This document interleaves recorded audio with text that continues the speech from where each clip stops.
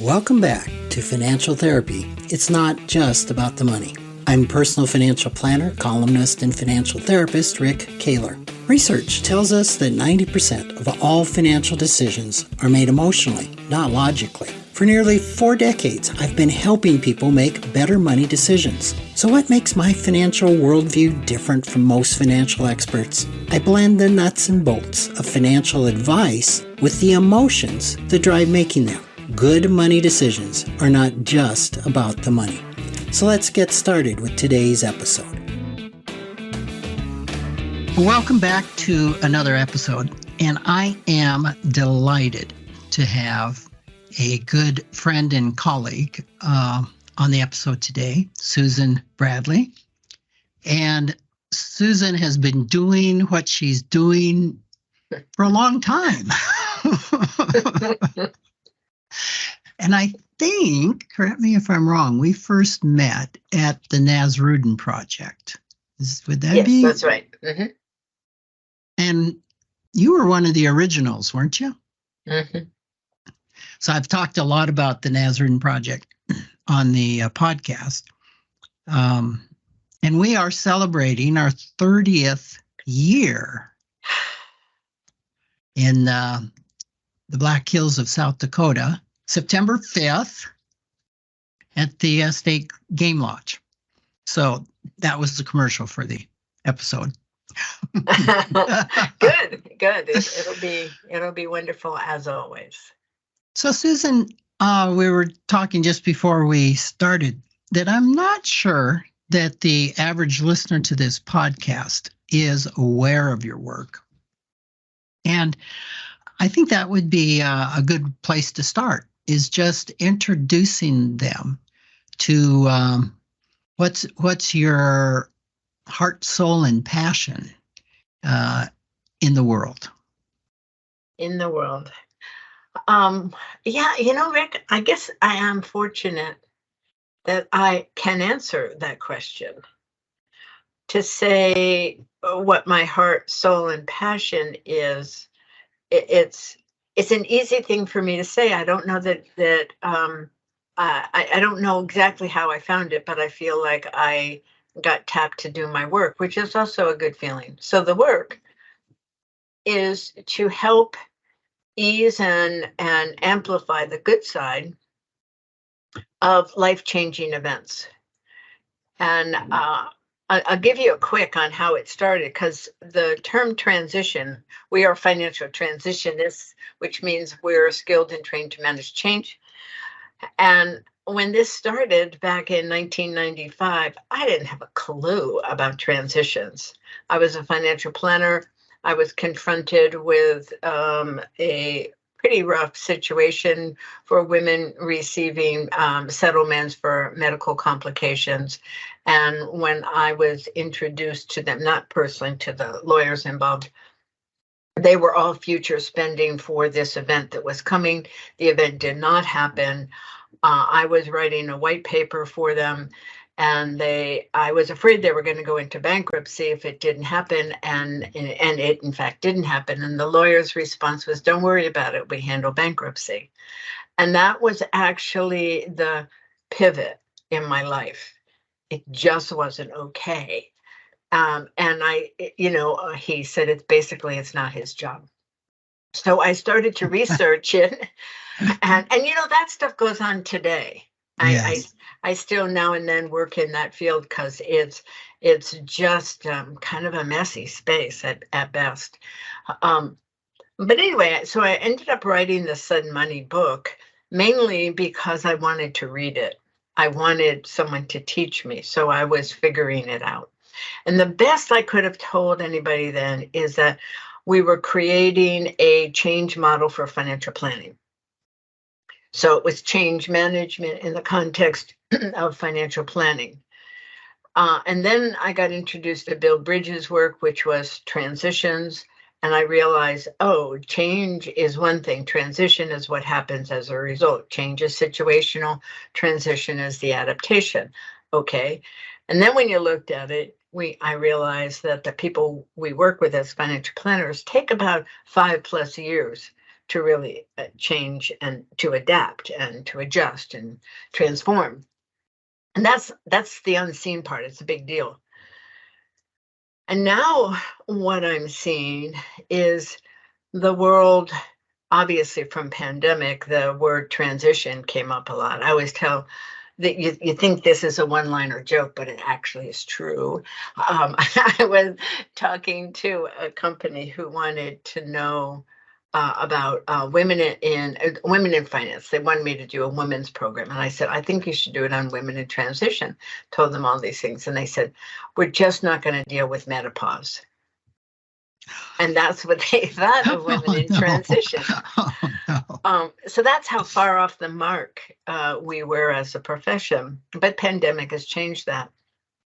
And now I think there's so much disruption and uncertainty and velocity of change that we're in yet a new iteration of the work that I do. So sorry for the long history lesson there, but I guess I would say I'm here to help the world change a bit, one individual at a time, as best I can. You said a couple things that I resonate with, and the first is that I wrote the book because I wanted to read it, and also, Susan, if I could ask anybody the question of what's your role, what's your purpose in the world, you would be the person that could answer that, because you're not unaccustomed to diving deep within yourself and doing the work yourself. And our good friend Gail Coleman has, heck, I first heard her say this 20 years ago, that you can only take a client as far as you're taking yourself. Right. And so in that regard, I think you're the poster child for what you've done, because whatever you suggest clients do, advisors do, coaches do that you're that are in your program, you've done, and that's true. Huge. That is just huge. So, so getting clear through writing, I get that, because when I sit down to write a weekly column, I'm writing and I go, gee, I didn't know I believed that. Yeah. Right? Like, oh, wow. So I really get that, because I don't know if this is the same for you, but I write to be understood. To be understood, I have to write in a manner that's understandable. And breaking things down and putting it together, and also adding some type 1 logic to it. Sometimes I come up into a line of thinking I didn't realize was, oh, this is what that's about. So I resonated with that. Another thing you said that I really resonate with, I think you said it takes about 5 years to go through a transition. Yeah. And that would be starting with the anticipation of the transition to what you would term the new normal. Well, actually, the 5-year that we work with is the 3rd stage. Passage. So if you go from, there are 4 stages: the anticipation of an event, okay, the event itself, the no going back, the mile marker in life, before and after event, and all the pieces have to get put back together. Then there is the adjustment. Bill Bridges called it the new normal. I don't think it's a new, or was it the new normal? He had a different phrase for it. Bruce Feiler calls it the messy middle. There's all different terms for this when it feels like it should be done, but it's not. And there's literally a full body, full relationship adaptation to the change, if it was a big change. And that's the part, Rick, that I think takes 5+. And that's when people think they should be done, but they're not. Now that makes even more sense because as I was thinking about that, well, anticipation could last a Oh, long yeah. time, right? Or a very short time. Yes, or none. Pandemic, we Right. had none. Just bam, done. Yeah, well, we had a little bit, but we were all ignoring it. We weren't what we say when there's an event coming, to be present for it even before it happens. Doesn't mean you're obsessed with it. Just but lean into it. Prepare yourself to be your best decision maker. Kind of do what you can. With pandemic, it felt like, to me, it was March 16 when I finally got it, and nobody came back to the office, and we've been virtual ever since. So sometimes, if an accident changes everything, a lottery win changes everything, a notice something with a stock option or something with the death of a person. So you don't always have anticipation stage. It's a really great thing to be aware of it and to be in it, lean into it, but we don't always get it. That makes a ton of sense. So 5 years in passage, normally, which I was thinking of that just recently, and with financial decisions, time is money. That's a broad statement, and my point to that is, if I I don't know. I'm thinking of being in like pre-contemplation with the stages of change. Yep. And let's say it's overspending and I don't even know it. And there's something happens, a small intervention where I become ready to contemplate making that change. I don't know, maybe the event might be, OMG, look at my credit card statement. This is out of control. We know, at least it's my thoughts, that only about 20% of people in that moment need new information. Like, well, here's how money works. If you spend more than it comes in, you have to borrow, and eventually you're going to get some type of debt limit and things won't go well. So just simply quit spending as much. Easy peasy.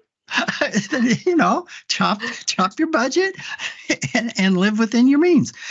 And there's no research on this, but 20% of people would go, wow, I never knew that. I never understood that.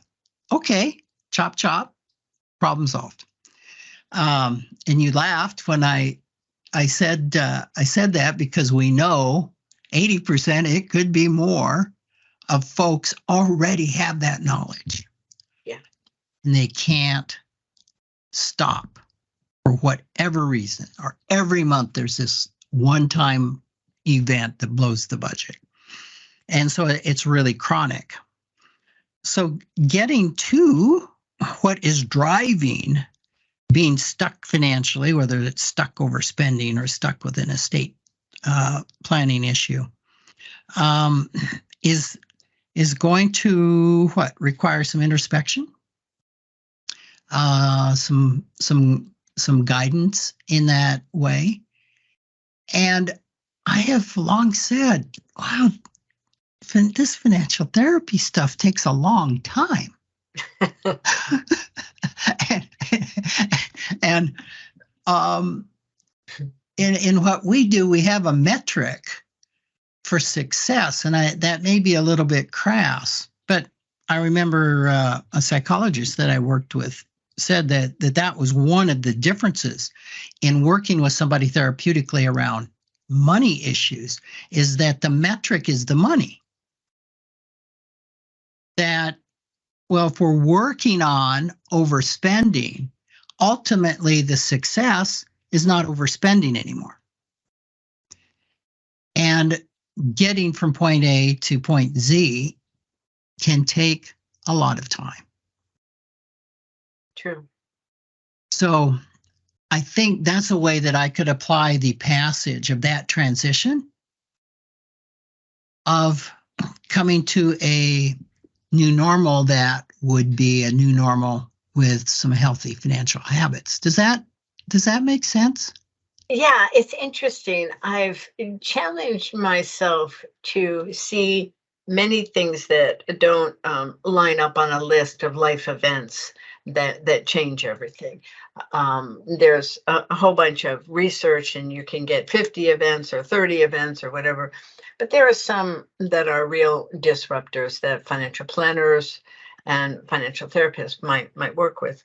What you're talking about is a conscious change in the way life works. Probably routines, probably commitments, responsibilities, even some self-identity in all of that, right? So it's if you say an event, if you want to identify the time that someone gets it, that there's a problem and I'm ready. I think Petraska's work says that only 20% of people are really ready to make the change and to Right. implement. So there's process there.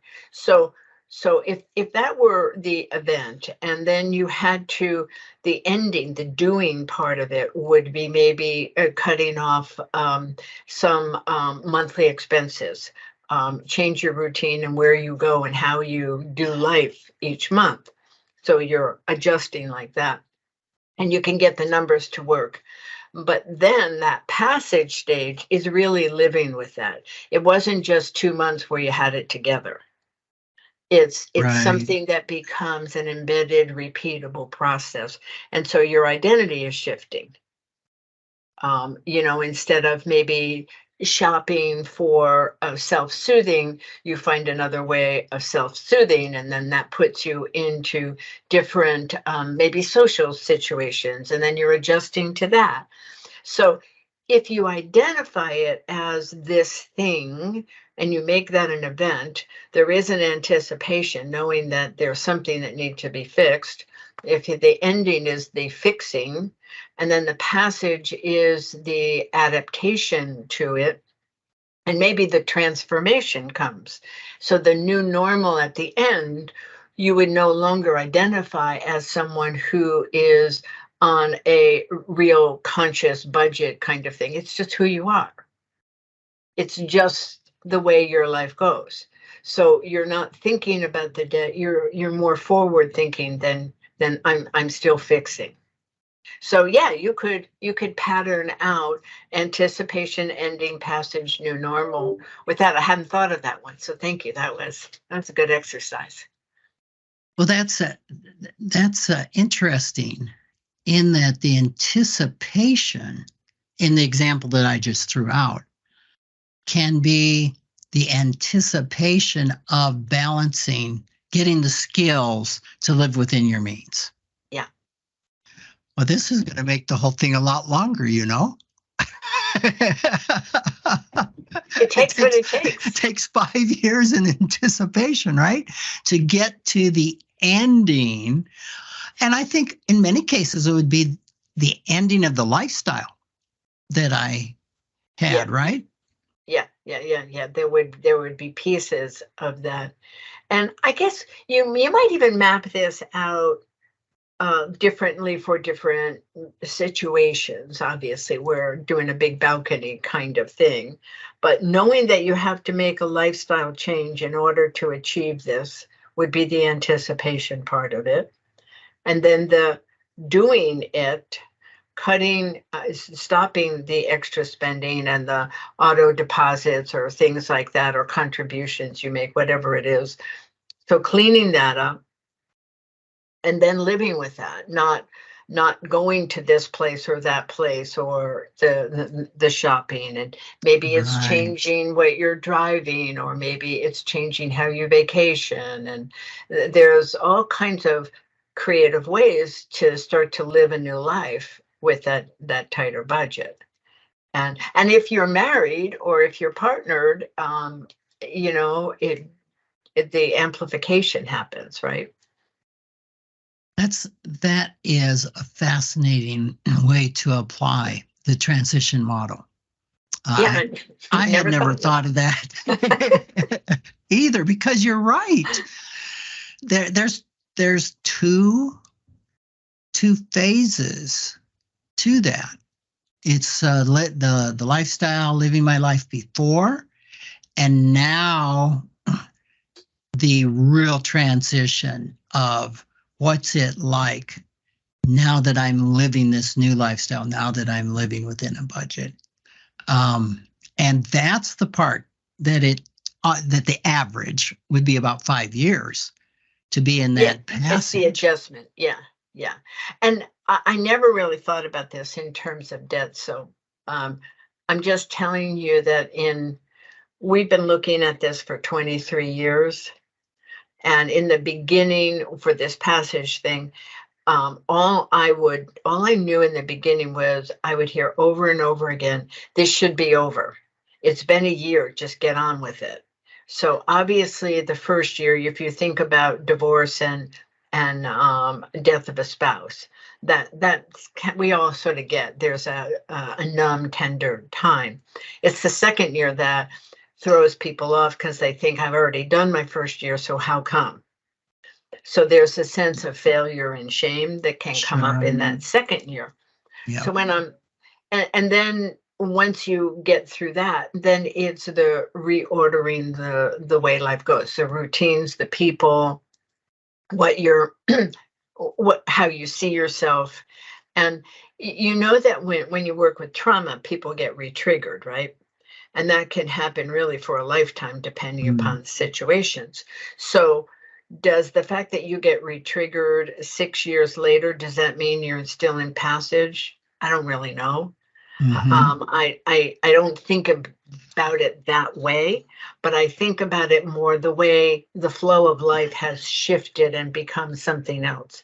And triggers and glimmers and all of that happen, but it's you're probably out of that passage. Although I have spoken to many financial planners, and some people that you and I both know have made some pretty big changes in their lives. I remember Peggy Fry. She tells the story about leaving Citibank. She was a private banker in New York City, and she lived that whole kind of big life. And she decided that she needed a change and she wanted a farm, and she was raising dogs on the side with her banking job. She was also playing adult hockey, so I mean, she had this very interesting life. And she moved from New York to Virginia and bought a farm with her husband. And at that time, Citibank had the nosedive in '08. So the finances, the way it was supposed to work, wasn't going to work for that period of time. And I met her at a Nasrudin, and she was telling me the story, and I said, "Whoa, Peggy, that's a heck of a transition." And she said, "Huh, never thought of it that way." Ah, And now, and Peggy is one of our lead trainers now, and Peggy will say, years after that, she would say, "It's still not done." hmm. So she's really aware of it. So when I say 5 or 6 years, she'll laugh and say, she says, "Yeah, try 8 or 10, that kind of thing." But our culture doesn't pay attention to the transit, to the movement to the next. We just want to expedite, get it done. Mm-hmm. And there's all this unseen, and it's I just think it's a shame because there's so much potential in those times when we're in transit. We're making minor and major choices, and Mm-hmm. we're looking to find a fit. What is our new fit? And trying to build through that and keep moving. But it's subtle. And if you're in a culture that says, "What is wrong with you?" Or you say in your head, "What's wrong with Right. me?" It just makes it harder. It's still going to happen. It just makes it harder.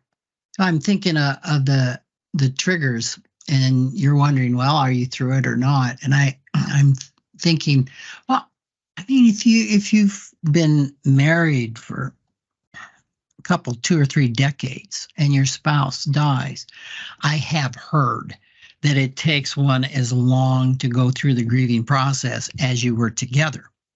Now, I don't think that means being in transition that whole time, but I'm thinking that the triggers can become part of the new normal, where it just hits you. Oh, You're yeah, someplace, you smell a smell, hear a song, whatever it is, and boom, you're into that grief.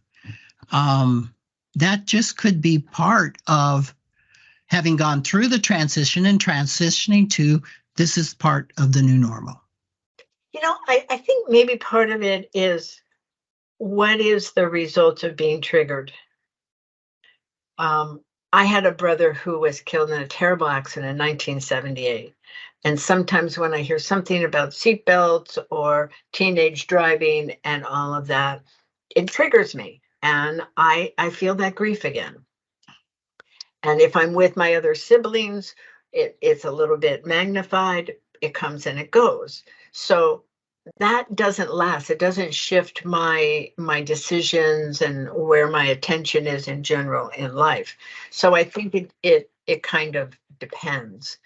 I think it's more in in widowhood is what they talk about, but certainly men feel it as well. It's being aware that that person is no longer there on an ongoing basis. When that you're still struggling with that.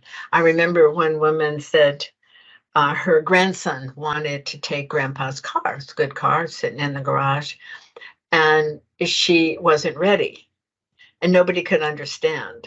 And finally she said, I like seeing his hat on the passenger seat. Mm. She just wasn't ready to release. Right. So we're human. It's so complicated. It's nonlinear. It's which is, I think that's what fascinates me.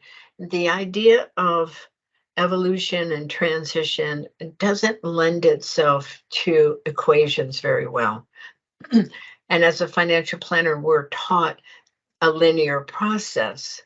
And it's not that we don't have any training in it. We know about certain trusts that you do in this situation, and how you handle stock options and whatever. You got that.